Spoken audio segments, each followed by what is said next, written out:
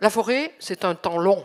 Et aujourd'hui, le système économique dans lequel nous sommes et ceux qui gouvernent, ce sont des capitalistes, où le rôle de la forêt est avant tout un rôle économique. Et donc la forêt n'est pour eux vue que par ce bout-là du marché.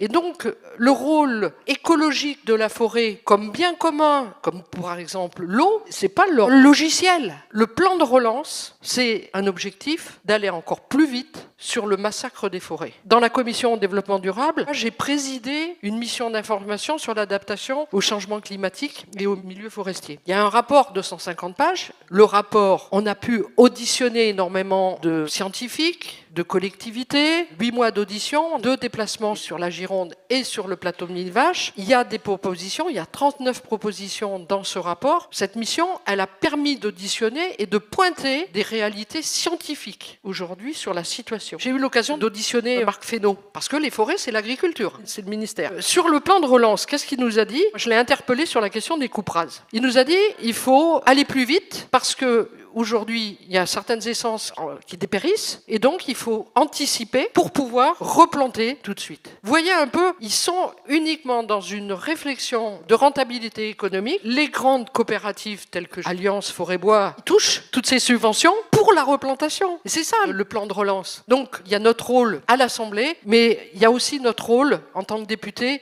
de soutien à toutes les associations et d'intervention sur les luttes. Je suis intervenu sur la bataille par rapport au bois du Chat. Il y a eu un collectif qui s'est monté qui a empêché une coupe rase. Je suis intervenu donc avec des élus locaux. Il y avait à peu près 300 forestiers qui étaient là, considéraient que c'était leur outil de travail et que le projet d'abattage qui était sur des feuillus, sur une zone humide, sur les sources de la Vienne. Vous voyez, bon, les enjeux de la biodiversité, je pense qu'on pourrait en parler pendant longtemps.